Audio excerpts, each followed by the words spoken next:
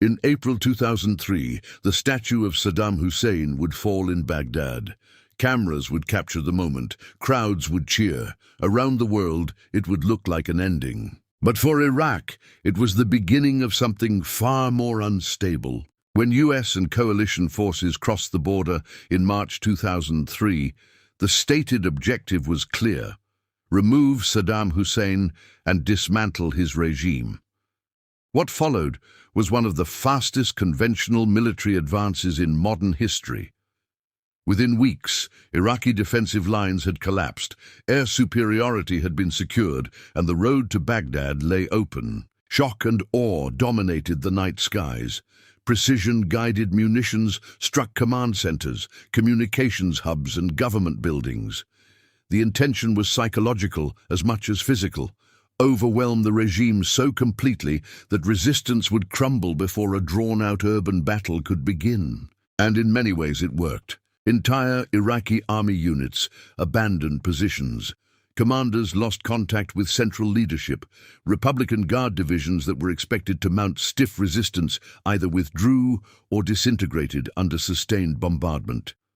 The speed of the coalition advance stunned even some of its planners. But speed created its own problems. As American armor pushed toward the capital, Iraqi state authority was already beginning to erode. Police forces stopped reporting for duty. Local administrators vanished. Ministries prepared for evacuation. The regime's tight grip on society, maintained for decades through fear and surveillance, was loosening faster than anyone had anticipated. Inside Baghdad, rumors spread faster than facts. Some believed Saddam would rally a final defense. Others whispered that he had already fled. Information was scarce, but one thing was becoming clear: the structure holding Iraq together was cracking. For years, Saddam's government had centralized power to an extreme degree. Decision-making flowed from the top. Loyalty was enforced. Institutions were shaped around the regime's survival rather than independent governance. Remove the center, and the system had little resilience. As coalition forces approached the outskirts of Baghdad in early April, Iraq stood on the edge of more than a military defeat. It stood on the edge of institutional collapse. The invasion was about regime change. But what followed would test whether a country built around one man could survive without him. And as the first American tanks rolled into the capital, the real question was no longer whether Saddam would fall. It was what would rise or fail to rise in his place. Baghdad was not taken in a single sweep.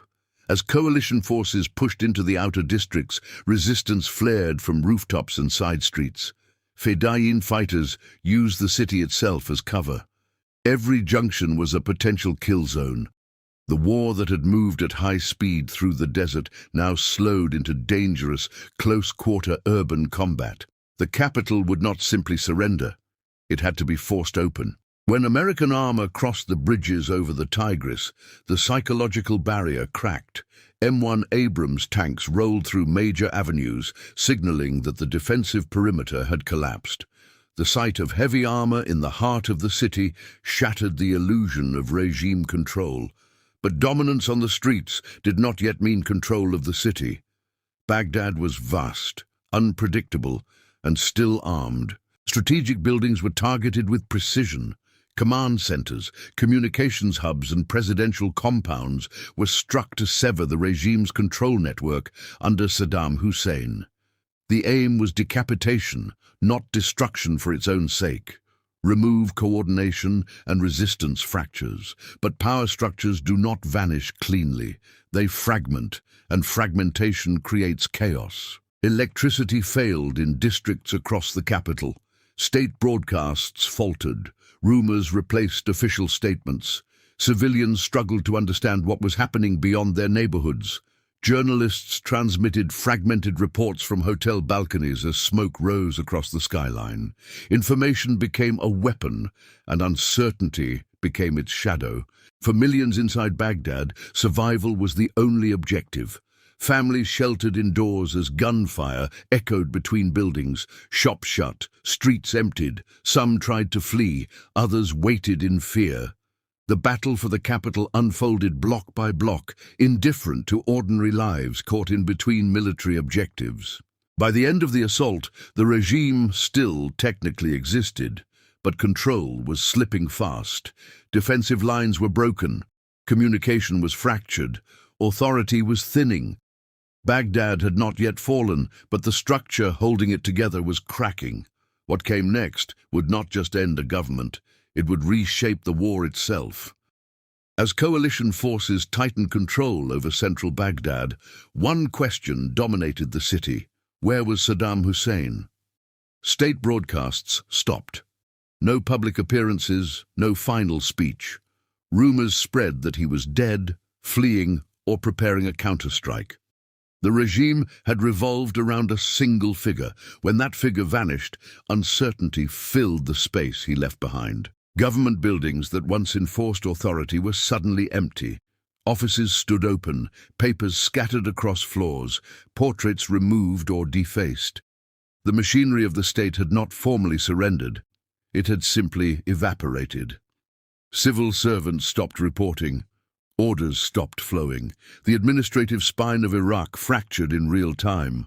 With no police presence and no chain of command, looting spread rapidly. Shops were stripped, warehouses broken open, even national institutions were ransacked. What began as opportunism quickly turned systemic. The absence of authority was now visible on every street. Control had not transferred, it had dissolved. Military coordination collapsed alongside civil authority. Units that had resisted days earlier now melted away. Officers abandoned posts. Communications fell silent. The state's hierarchy, once rigid and feared, no longer functioned. A regime built on centralized power cannot survive decentralized chaos. Into that vacuum stepped uncertainty. Armed groups began organizing independently. Local militias formed to protect neighborhoods.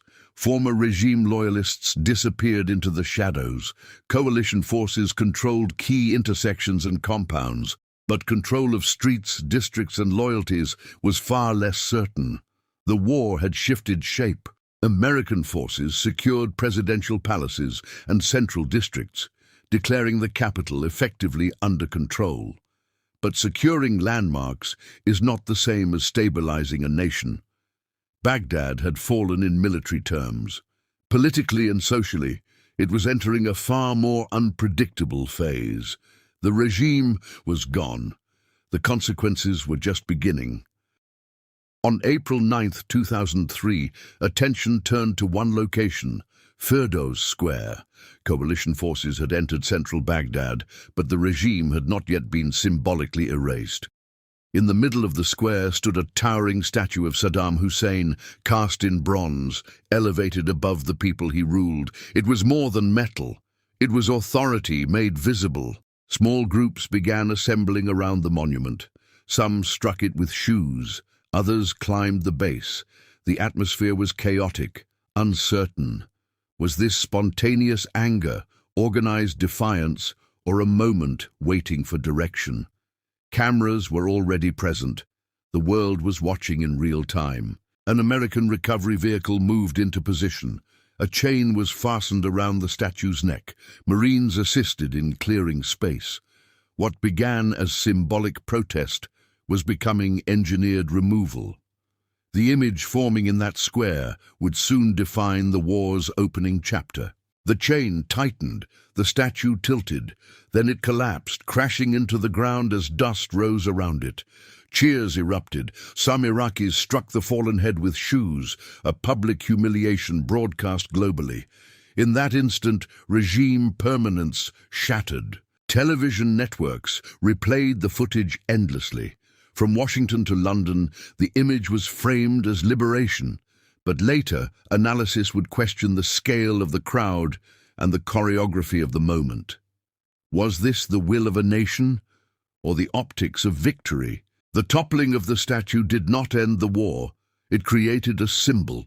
The regime was visibly gone, but the power vacuum remained. In military terms, Baghdad had fallen. In political reality, Iraq was entering a far more complex phase. The statue fell in minutes. The consequences would last years. Baghdad did not wake to peace, it woke to absence.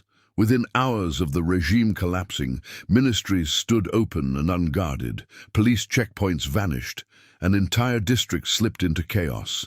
Government buildings were ransacked in broad daylight, filing cabinets were dragged into the street, wiring was ripped from walls, even hospital equipment disappeared. The structure of the state had not transitioned, it had evaporated. Weapons depots were left exposed. Soldiers had gone home. Commanders were nowhere to be found. In neighborhoods across the capital, rifles and ammunition were taken by whoever reached them first. What had been the Iraqi army dissolved almost overnight. No replacement force filled the gap, no immediate plan restored order. The security vacuum widened by the hour. Families barricaded themselves inside as looters moved freely. Power stations failed, oil facilities burned, banks were stripped, criminal gangs flourished in the absence of authority. The initial scenes of celebration faded quickly, replaced by uncertainty and fear. Liberation felt different on the ground than it did on television screens abroad. Then came a decision that reshaped everything. The Iraqi military was formally disbanded. Hundreds of thousands of trained, armed men were suddenly unemployed and humiliated. With no income and no stake in the new order, resentment hardened. The vacuum did not stay empty for long. It began to organize itself. Small insurgent cells formed in the shadows. At first, scattered attacks, then coordinated strikes. Roadside bombs appeared on supply routes. Convoys were ambushed, foreign fighters crossed porous borders, sectarian tensions, long suppressed under authoritarian control, started to surface with deadly force. The conflict was shifting from invasion to occupation, and Saddam Hussein was still missing. Rumors traveled faster than facts. He was dead. He had fled. He was hiding among loyalists. The hunt intensified, but instability deepened. Iraq was no longer under his rule, yet it was not stable, not secure, and not settled. The regime had fallen. The war had simply changed shape. He had vanished, but he had not escaped history. After Baghdad fell, the hunt for Saddam Hussein intensified into one of the most determined manhunts of the war. Intelligence teams moved through towns along the Tigris, raiding safe houses, questioning former loyalists, and following rumors that shifted by the day. Each tip-off sparked another operation. Each failed lead only reinforced the belief that he was still hiding somewhere inside Iraq, protected by networks of loyalty and fear. In December 2003, under Operation Red Dawn, U.S. forces targeted a rural compound near Ad-Dor, close to his hometown of Tikrit. The initial sweep appeared routine. Then soldiers uncovered a concealed hole in the ground, disguised with debris and earth. Beneath it was a narrow underground chamber. Saddam Hussein was found hiding inside, disheveled and bearded, offering no resistance as he was pulled out into the night. The capture was swift and anticlimactic, but symbolically enormous. Images of his detention circulated worldwide within hours. Medical examinations were filmed. DNA confirmed his identity. For the United States, it was validation that the regime had been decisively dismantled. For many Iraqis, it represented a moment of reckoning. Yet on the streets, bombings and ambushes continued. The insurgency did not collapse with his capture. In several regions, it hardened. His trial began in 2005 before the Iraqi Special Tribunal.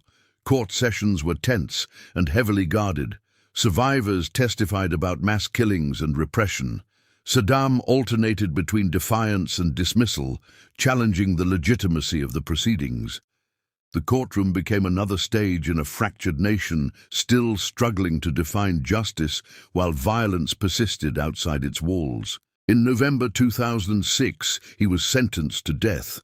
1 month later, he was executed by hanging. Footage leaked quickly, revealing taunts and sectarian chants in the chamber. Even in his final moments, Iraq's divisions were visible. Some saw justice delivered, Others saw another spark added to a burning conflict. The regional consequences stretched far beyond Baghdad. Power dynamics shifted across the Middle East. Iran's influence expanded. Sectarian militias gained strength. Extremist groups later exploited the instability that followed. Removing Saddam Hussein ended a regime, but it did not end the war. The invasion that began with shock and overwhelming force evolved into a prolonged conflict whose effects would shape Iraq and the wider region for years to come.